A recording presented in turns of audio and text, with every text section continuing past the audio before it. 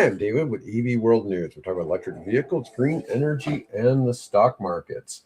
And I'm with our founder and chief editor, Bill Moore. How's it going today, Bill? Well, I'll tell you what, we have been through 3 days of successive violent weather, Yeah, fortunately, which has missed us here in Omaha. I heard there's a thing now called the Oma Dome. That supposedly we have this invisible dome over hmm Omaha that seems to skirt the storms around us. But yeah, so we're nice and cool today. It's 53 degrees. And hopefully we're going to get to a real boiling 60 degrees, which is what we say, 15, 16 degrees Celsius, something like that. yeah. Um, and I had a rather terrifying flight home from Dallas on Sunday night, and I mean, Oh, yeah. they wouldn't. The flight attendants weren't allowed to collect trash, and they didn't do all the drink service, and oh, it was bad. But Yeah. I was like, oh, the landing is going to be terrible. Oh my God, it was so bad in the air, and then landing actually was pretty smooth, so that was Good. fortunate. Good. Um, Yeah. Well, you get that line of thunderstorms that trails up out of Texas and across Oklahoma, Kansas, Nebraska, Minnesota. Always get that this time of year. I've flown that before, and boy, there's been some really brilliant thunderstorms that you can see, off to your on the horizon or down below you, depending on your altitude and flight route. so I can't discuss some of the things that I've had at a high level discussion with government individuals, but Bill's proposed this thing to me, this idea of that he's put out on LinkedIn about using Cardano or something similar, and using somehow tokenizing for the people of Cuba, Yep.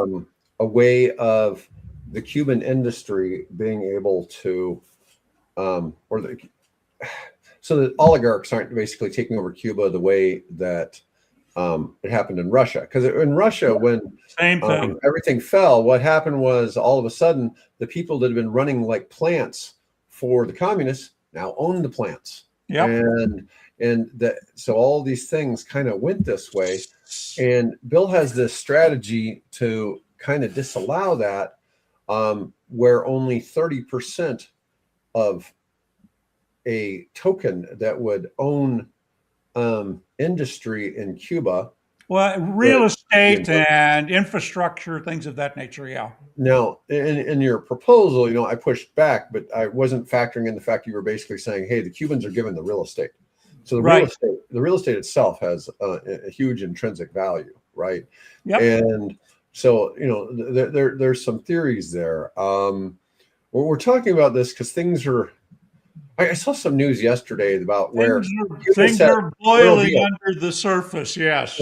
if the U.S. invades Cuba, there will be a bloodbath, and it's like, I don't know why they're talking this, because behind, outside of the public, that is not what's going on, And so I see these news articles, and it's like these guys have no idea what's actually going on behind the scenes, but it's not public either.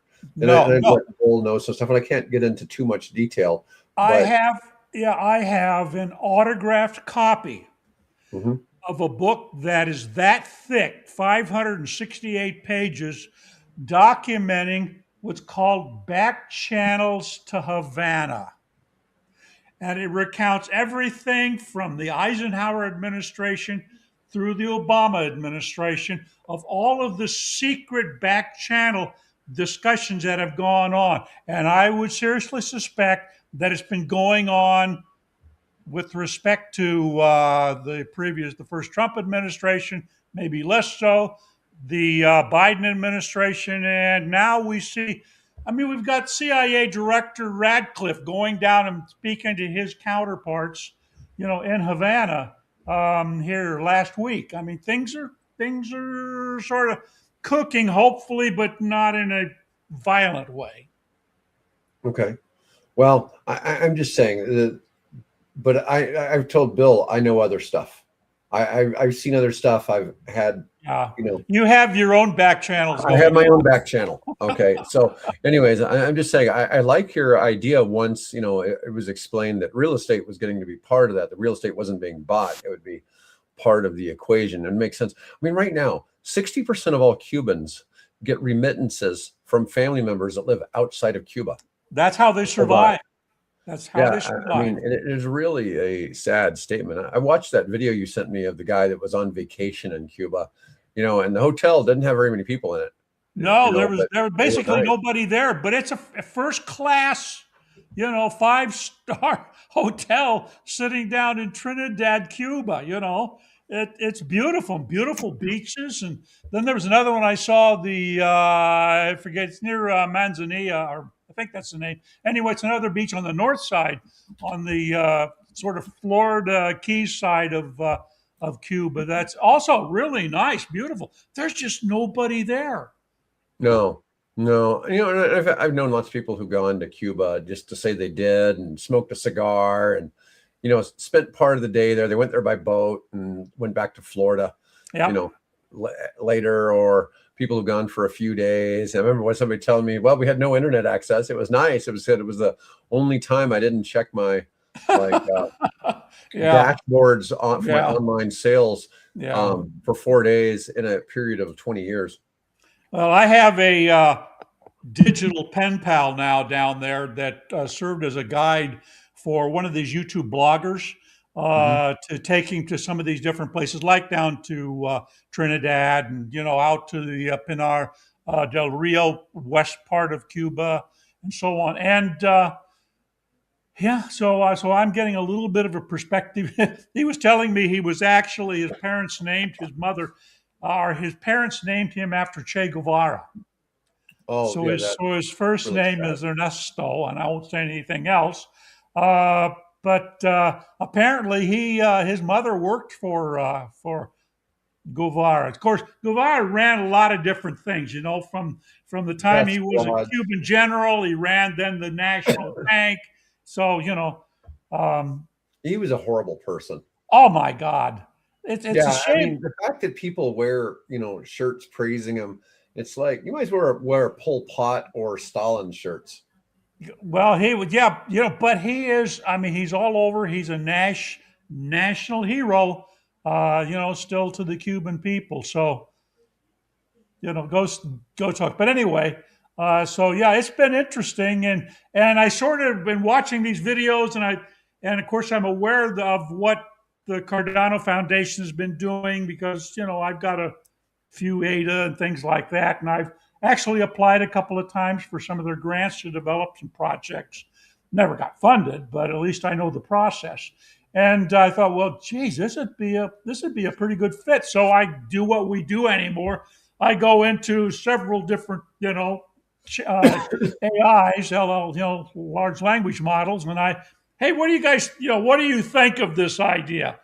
And they all came back with what I shared with you. It seems like it's a pretty dang good idea. Of course, the Um, Cuban authorities are going to be a little, hey, no, see what is it, CISA or something like that. GASA, GASA, The spun off GAESA. military, yeah, Yeah, they're going to have.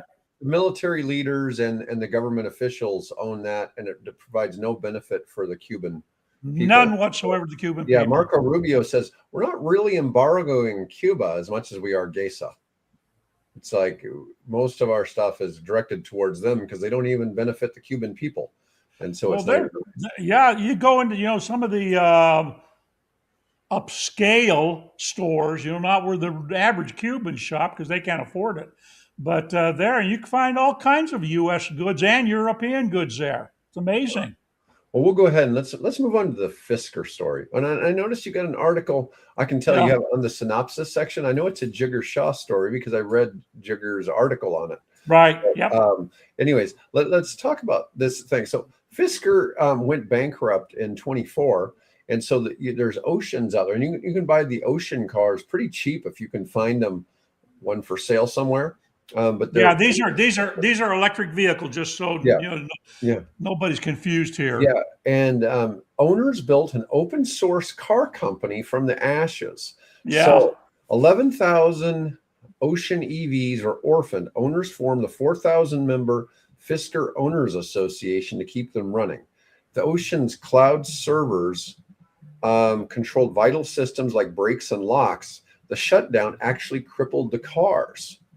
Wow. So the Fisker Owners Association members reverse engineered software, organized bulk parts buys, launched a flying doctors mobile repair network, and built an open source GitHub hub fueling calls for software escrow and right to repair laws.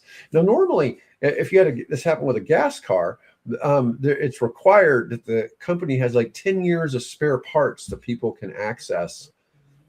Part of that. This is just But wild. The software but they don't require 10 years of data services, yeah, right?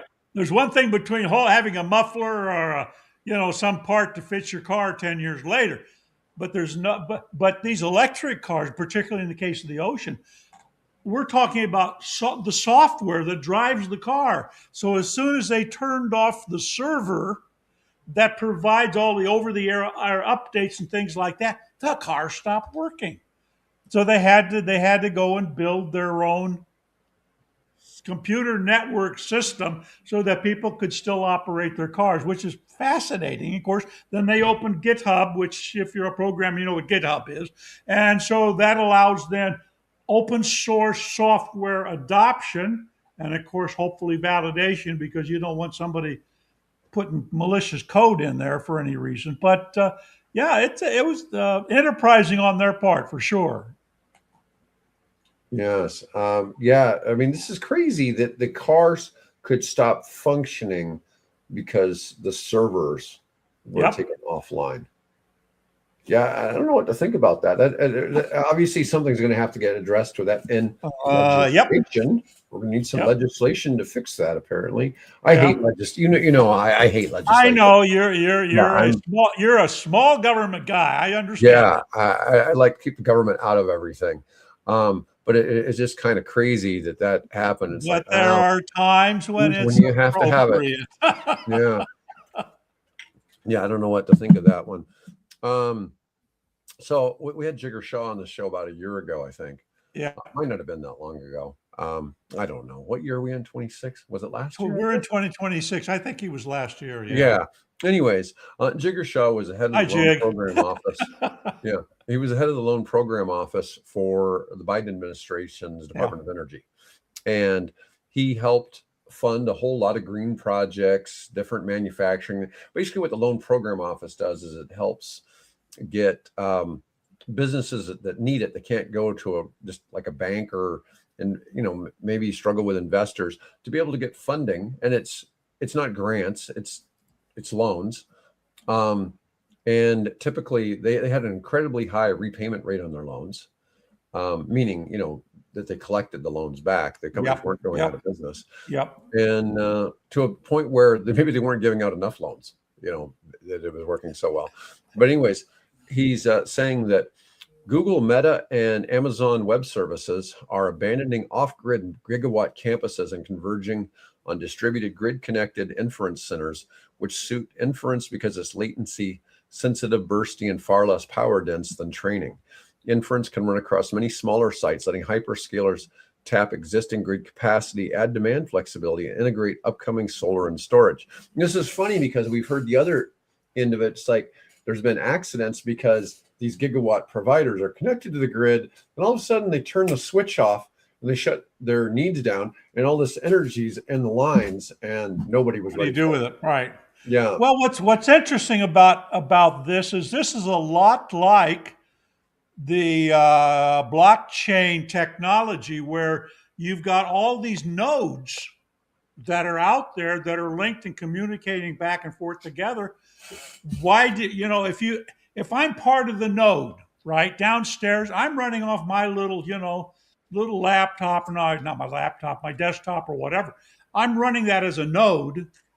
If something happens to my power, for a split second or for 2 days, that's not going to disable the grid or the network because they're all linked and networked together. So I'm sort of have a sense that that's what's going on with this inference system, that you can take more distribute out this processing so it doesn't have to be in this one center where this sucking huge amounts of amp to keep all those servers running. That's my take on it.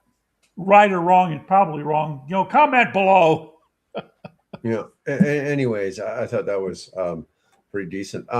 There's another one. Absurdly fast EV chargers are coming to America.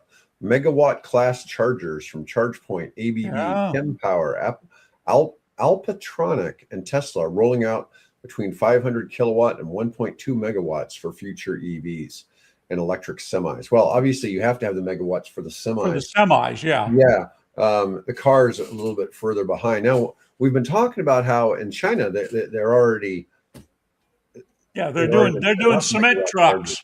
Yeah, they're supercharging cement trucks. Now, for those of you listening, I envision all of these having massive battery storage to be able to discharge 1 megawatt. You can discharge energy from a battery quickly. So, for instance, I have this power brick here for my phone.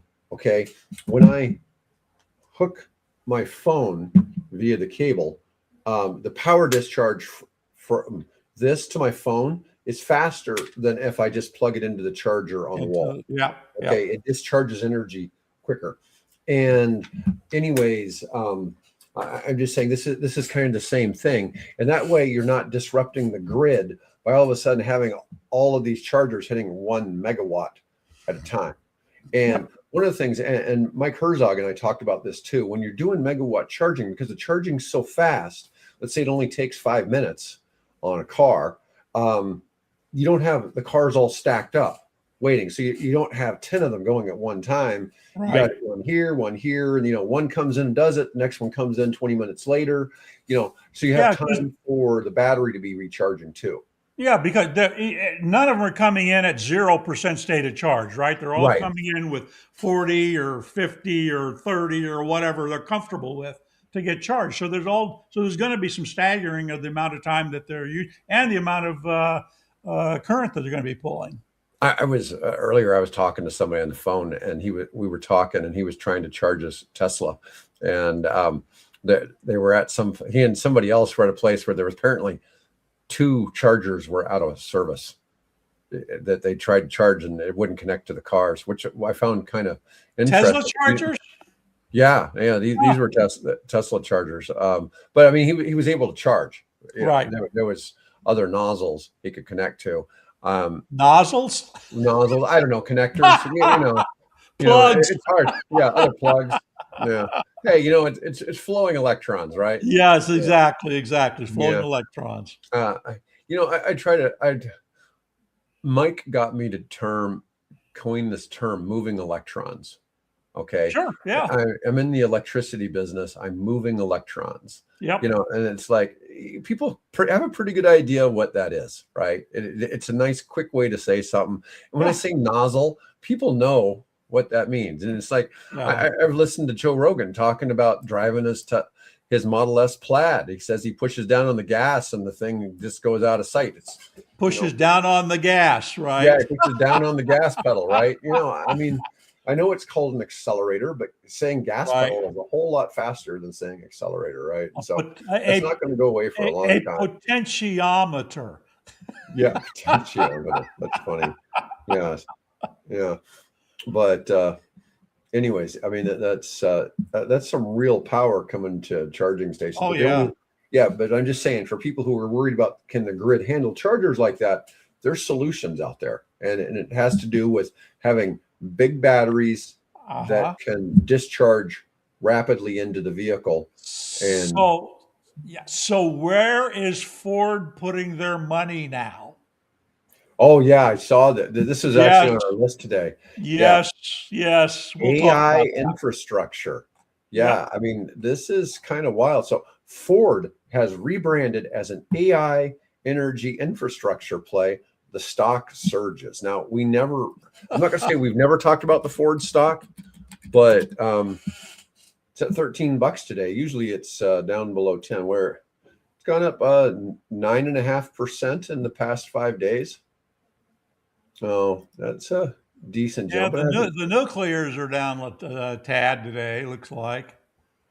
Yeah, you never just know where we're going to go with nuclear. Where's Oklo today? $53. That's so sad. It went to 193 last year. Yeah. No, there's nothing bad happening in the nuclear space. It's just nothing happening, period. Basically. Yeah. Yeah. Yeah. So, yeah, it's interesting. I mean, even Tesla, what is Tesla? 398. Well, it's almost at $400. Rivian's down $10 from when I sold it. Rivian's just juggling. Yeah.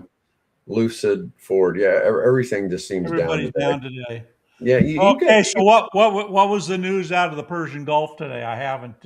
Oh, I haven't checked. looked. But let's talk about so Ford Energy unit targeting grid scale battery storage for utilities and data centers. Well, I already knew they were repurposing some of their battery manufacturing to grid scale. Wall Street is reclassifying Ford from cyclical automaker to AI infrastructure partner. Biggest two-day stock gain in 6 years. Investors betting on megawatt hour contracts equaling entire EV programs. Real manufacturing muscle. LFP chemistry, cattle partnership, but execution risk remains. No marquee customers announced yet. Well, they should contact me. I can help them sell some damn batteries. Yeah, I've got a meta project that could probably slide some batteries in there. I was trying to explain. Let's keep that in mind for Cuba too, by the way. Yeah, so I was talking to somebody who was born in Cuba, and he went to a private school in Cuba. Right. And when he was about 8 years old, the Cubans wanted to send him to the Soviet Union for a proper indoctrination. Yep. And the parents refused, and they grabbed a boat and they came to the United States. Yep. Don't blame him in the least. And he was saying he's been back recently, and it's not nearly as nice as it was when he lived there. Oh my God, no! 60 years ago. It's been going downhill ever since. We were discussing some of the things that I've been privy to, and it's just sad. I told him, look, I'd be happy to work an energy project in Cuba. I just need a manufacturer who's willing to go in at the same time and provide jobs. Now, if I did waste to energy, a waste to energy plant for Havana would produce about 200 jobs. Okay, so that's one of the few types of energy in the green space. It's the only type of energy in the green space that really creates real jobs. Yeah. Okay, all the other ones. And if you see what's piled in the streets in Havana, you've got a lot of waste you could use. Right. No, I get that, but I'm just saying waste to energy produces jobs. The other ones, not so much. Okay. Yeah. But I need a manufacturer to go in beside the facility to also create jobs. And, so it's a matter of finding.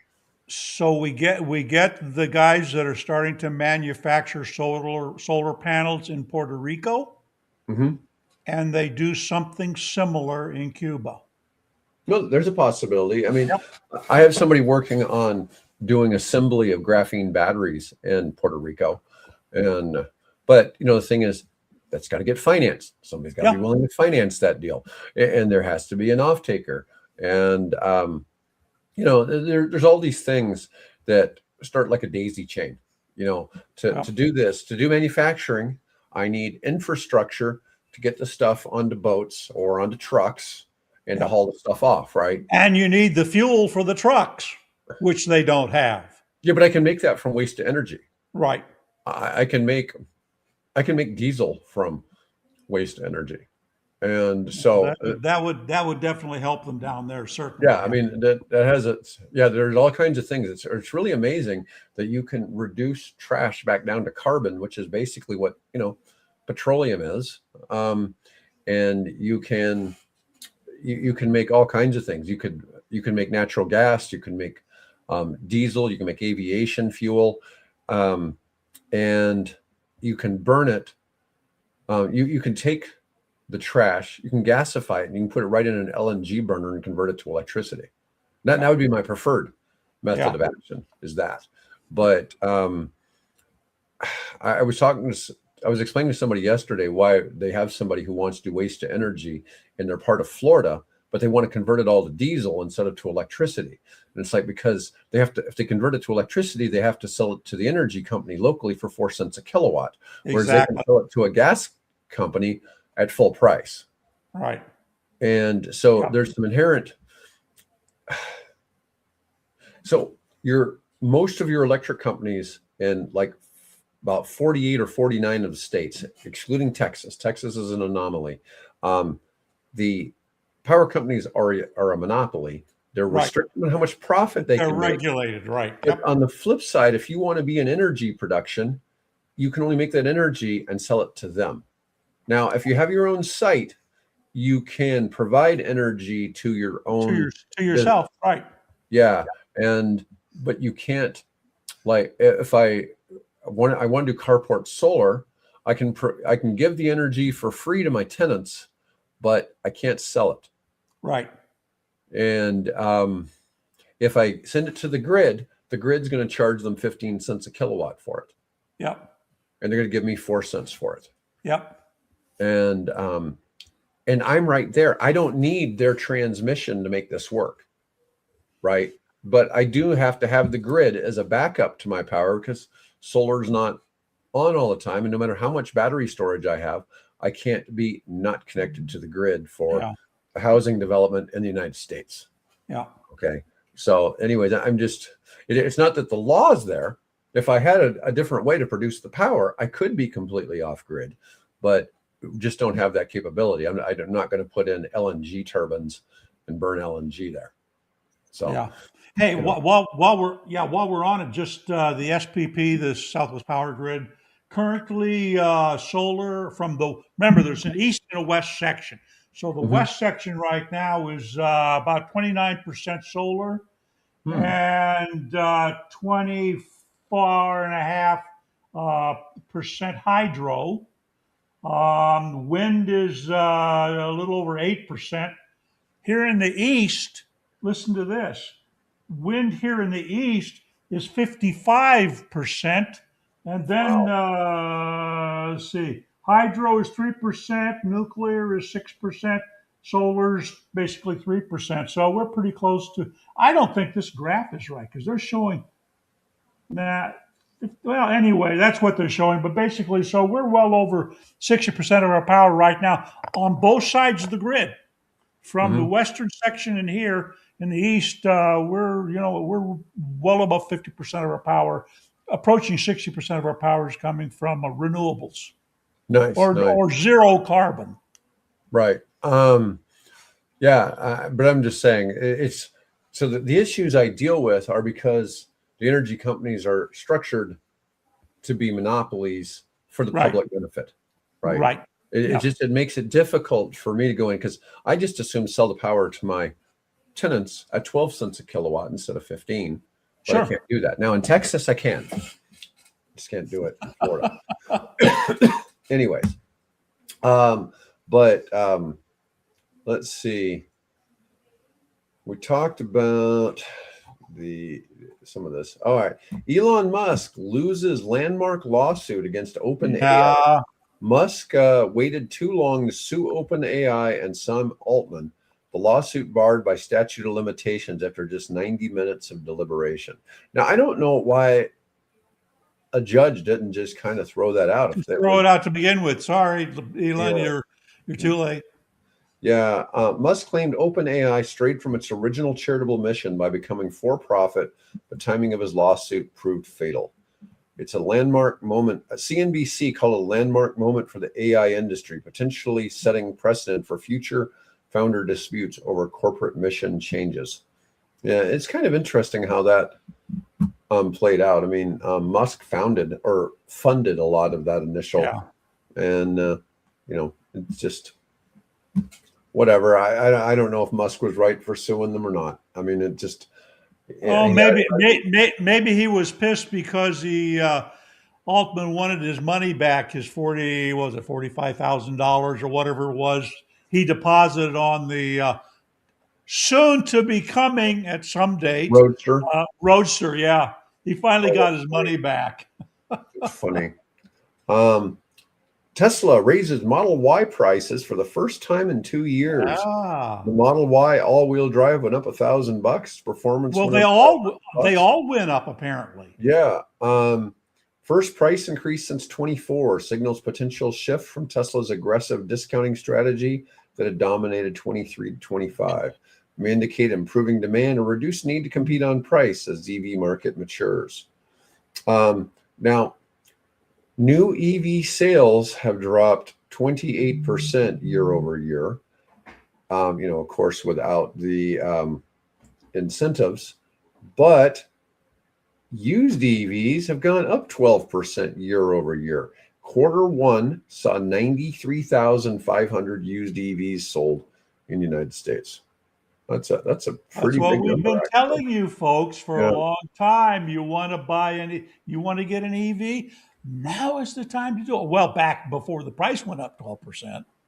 Affordability driving the shift. Used EVs offer lower entry point as early adopters upgrade and flood the secondary market. Improved battery reliability and certified pre-owned programs boosting consumer confidence in buying used EVs. I wouldn't even consider a used EV if it doesn't have a recurrent score or something similar. Right. Which is a battery score for those of you who don't know Right. what it is. Yeah. Yeah. All right. EV owners face new double tax under the Build America Yeah. 250 Act. Yes. Yes. Yes. Proposed federal fee, $130 per year for battery electric vehicles, But 35 graduated plug-in to go to hybrids. 150. Oh yeah, rising in 29 to Yep. 150 and 50 on top of existing state surcharges. Average gas cars only pay $73 to $89 a year in federal gas tax, making the EV fee nearly double what ICE drivers pay. And the average EV driver drives less than the average gas driver Yeah. too. Ironically, Mhm. when we're done with this broadcast, the checkbook is sitting over there, and out on the by the entry is the envelope for me to go pay the tax on our Fiat 500e, which is now officially my wife's car, and she drives it maybe once a week, right? And I think we have put in the last year since we have gotten the Bolt, sorry, since we've gotten that, we've put what probably maybe 1,000 miles on it, and Mhm. I'm going to have to pay the state, not federal at this point, the state, $150 besides the property tax on the vehicle and the license fee and all that stuff. So yeah. Meanwhile, as the article points out, you drive an ICE vehicle, maybe $40, maybe $90 at most. You're paying in federal excise tax fees. And, Yeah, and you pay that as you pay for gas. Yeah, some of this is just out of whack. But I guess their situation is that they don't want to make it so that the federal government is monitoring how much you drive. You yep. know, But and that's going to be the only way you'll be able to take and rationalize this thing, because how else you get measured by how much you drive an internal combustion engine vehicle by the amount of fuel that you consume, right? Which is a record. And then you just simply take that. If it's a certain model car, it's got a F-150, you're getting 14 miles per gallon. If it's a Toyota Prius, you're getting 35 average, whatever, miles per gallon. So you can figure out how far anybody drives. Mhm. So what I'm saying is I'm in favor of what's called a vehicle, the vehicle miles driven, or the current actual technical term is an RUC, is road use charge. Mhm. And so I would just simply go into my tax office, where I'm going to go here in about another hour, and I'm going to pay them, but they'll know that I drove in the last 12 months. I have driven 8,650 miles. They don't know where I've driven, Mhm. right? They don't know if I've been making drug runs to Kansas, or whether I'm, going and visiting my buffalo ranch in the center of the state, right? Hmm. They don't know that. All they know is here's the amount of electricity I have consumed. Well, not even that. They know how much, how many miles are on my odometer. Nothing different than what a person on the gas could. You could easily calculate anybody, Yeah, right? I only drove 8,000 miles last year as I drove around the state feeding orphans Yeah, and stray right, puppies. Uh, right, you know, you know, hand feeding the puppies with bottles of milk. right, Yeah, but exactly. you Or know, baby goats. yeah, there you go. Well, nobody really feels sorry for baby goats, but So I I have, see these ads all the time now for you can feed a starving dog. It's like, well, yeah. somebody owns that dog. I don't know how they'd feel if I sent it food. Yeah, yeah. Well, you got local, humane society and people like that are doing good work. So I've been lobbying for at least more than a year now to get our local state legislature to take up this proposal of doing a road, like Oregon and a couple of other states, to take up a road use charge if you own an EV, which Mhm. would then calculate how much I should drive, or right, and the federal government can do the same thing. So we get charged this not twice or three times what a gas car driver does. We get charged basically the equivalent of what a ice car owner would typically pay when he buys gas for his car. Yeah, this does seem rather maddening, especially if you only drove the Fiat 500 1,000 miles. That's 30 cents a mile. You know Yeah, that yeah, in comparison to a gas car, I mean, that's like $9 a gallon. yeah. I know.